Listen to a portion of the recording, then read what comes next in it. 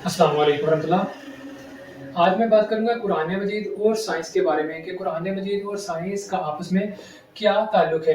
कुरान मजीद एक ऐसी किताब जिसने सदियों से करोड़ों इंसानों के दिलों और दिमागों को रोशन किया। ये वो कलाम है जिसके हर लफ्ज़ में एक ख़ास ताकत और कशिश है।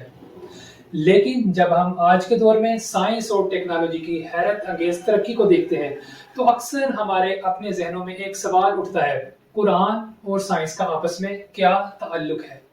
आज की इस वीडियो में हम इसी सवाल का गहराई से जायजा लेंगे और ये जानने की कोशिश करेंगे कि कुरान मजीद और साइंस के दरमियान क्या ताल्लुक है और हमें इन दोनों का मुवाजना करते हुए किन चीज़ों का या किन बातों का ख्याल रखना चाहिए।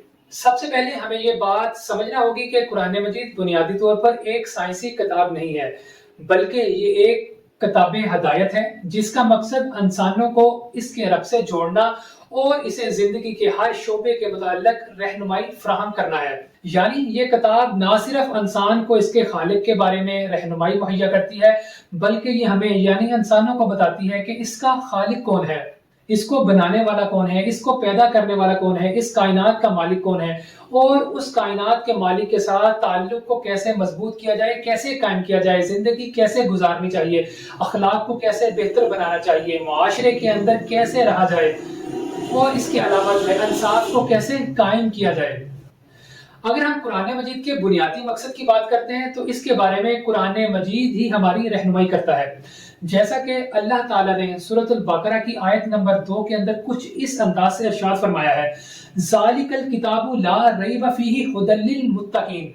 यानी ये वो मुकम्मल किताब है जिसमें कोई शक नहीं और परहेजगारों के लिए मुकम्मल हदायत है। यानी कुरान मजीद का जो बुनियादी ताल्लुक है वो हमें हदायत देना है। कुरान मजीद का हर सफ़ा, हर आयत इंसान को अपने खालिक के करीब लाने, इखलाकी इक़्तिदार को अपनाने और एक बेहतरीन इंसान बनने की तरगीब देता है। कहीं नमाज के जरिए कुर्बत का जिक्र है, कहीं ज़कात, कुर्बानी, वालिदैन से हुस्न सलूक, रिश्तेदारों से ताल्लुकात की अहमियत पर जोर दिया गया है। कुरान मजीद का असल मकसद इंसान की रूहानी और अखलाकी तरबियत करना है, ना कि ये साइंसी हकायक को तफसीलात से बयान करना। आइए हम अब दूसरे रुख यानी साइंस की तरफ देखते हैं कि साइंस क्या है। साइंस इंसानी मुशाहिदे, तजर्बे और अकल पर मबनी इल्म का नाम है। साइंस मुकम्मल इल्म नहीं है, ये वक्त के साथ साथ बदलती रहती है। जो बात आज साइंस के लिए हकीकत है, कल नए मुशाहिदात और नई टेक्नोलॉजी की बिना पर हो सकता है कि वो गलत साबित हो या इसमें तब्दीली आ सकती है। साइंस मुसलसल तहकीक के अमल से गुजर रही है, इसलिए हमें कभी भी कुरान मजीद की किसी आयत को साइंस की किसी ऐसी थ्योरी पर फिट करने की कोशिश नहीं करनी चाहिए जो अभी मुकम्मल तौर पर साबित शुदा ना हो, क्योंकि अगर कल वो थ्योरी गलत साबित हो गई तो खुदा न खास्ता लोग समझेंगे कि कुरान की बात गलत है, जबकि गलती इंसान के फहम में थी। कुरान अटल है, साइंस बदलने वाली है। जब हम कुरान और साइंस का मुवाजना करते हैं तो हमें कुछ बातों का खास ख्याल रखना चाहिए। सबसे पहले कुरान एक वही है जो अब्दी और मुत्तलिक हकायक पर मबनी है, जबकि साइंस एक इंसानी कोशिश है जो मुशाहिदे और तजर्बे पर मबनी है और इसके नताइज बदल सकते हैं। कुरान मजीद का मकसद इंसान को खालिक की मार्फत करवाना है, जबकि साइंस का मकसद कायनात के काम करने के तरीके को समझाना है। मगर यहाँ पर एक अहम सवाल ये आता है कि कुरान मजीद में बयान की गई दर्जनों आयात जो साइंस से मुतल्लिका हैं, उनका मकसद क्या है। इस सब का मतलब हरगिज़ ये नहीं कि कुरान का साइंस से कोई ताल्लुक नहीं। अल्लाह ताला ने इंसान को अकल दी और इसे कायनात पर गौर व फिक्र करने की दावत दी। इसीलिए कुरान मजीद में सैकड़ों आयात हैं जो कायनाती हकायक की तरफ इशारा करती हैं। मिसाल के तौर पे अल्लाह ताला फरमाता है, क्या वो ऊंटों की तरफ नहीं देखते कि इसे कैसे पैदा किया गया, आसमान की तरफ कि इसे कैसे बुलंद किया गया, और पहाड़ों की तरफ कि इन्हें कैसे नस्ब किया गया, और जमीन की तरफ कि इसे कैसे बछाया गया। और इसके अलावा सूरह ज़ारियात की आयत नंबर 47 में अल्लाह ताला कुछ ऐसे फरमाते हैं, और आसमान को हमने अपने हाथों से बनाया और यकीनन हम इसे वुसअत देते जा रहे हैं। 1929 में एडवन हबल ने टेलीस्कोप के जरिए मुशाहिदा किया कि कहकशाएं एक दूसरे से दूर हो रही हैं, यानी कायनात फैल रही है। इससे पहले साइंस का मानना था कि कायनात साकन है, यानी उसके अंदर फैलाव नहीं है। لیکن قرآن مجید نے 1400 سال پہلے واضح طور پر فرمایا اور ہم ہی آسمان کو وسعت دینے والے ہیں۔ یہ ایک بہت ہی بڑا سائنسی معجزہ ہے۔ اسی طرح سورۃ المومنین کی آیت نمبر 14 میں اللہ تعالیٰ نے انسان کی پیدائش کے متعلق فرمایا ہے، پھر ہم نے نطفہ کو خون کا لوتھڑا بنایا اور پھر لوتھڑے کو بوٹی بنایا اور پھر بوٹی کو ہڈیاں بنایا اور پھر ہڈیوں پر گوشت چڑھایا۔ یہ آیت قرآن مجید کی سچائی اور حقانیت پر بہت عمدہ مثال ہے۔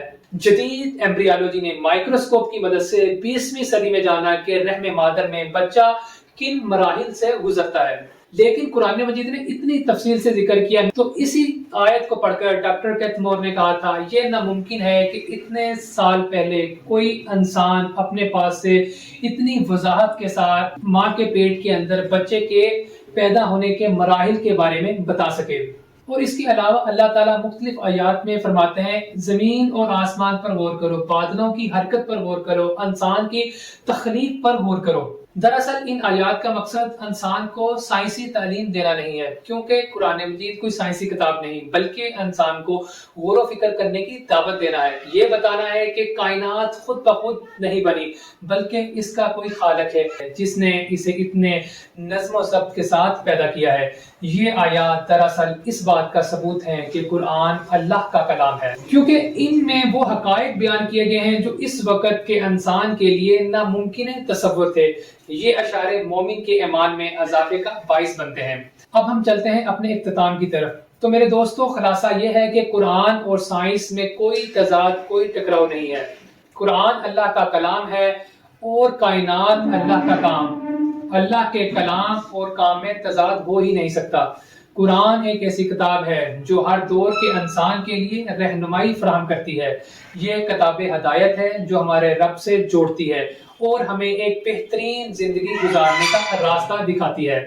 جب ہم سائنس پڑھیں تو اللہ کی عظمت کو پہچانیں، اور جب قرآن پڑھیں تو اس کی نشانیوں پر غور کرنے کے لیے سائنسی ذہن کا استعمال کریں۔ ان دونوں کے امتزاج سے ہی ہم سچی معرفت حاصل کر سکتے ہیں۔ سائنس ہمیں بتاتی ہے کہ کیسے چیزیں کام کرتی ہیں، اور قرآن ہمیں بتاتا ہے کہ کیوں سب کچھ موجود ہے۔ آئیے ہم اس کتاب ہدایت پر غور کریں اور اس سے اپنی زندگیوں کو روشن کریں۔ اللہ تعالی ہمیں قرآن کو سمجھنے اور کائنات پر غور کرنے کی توفیق عطا فرمائے۔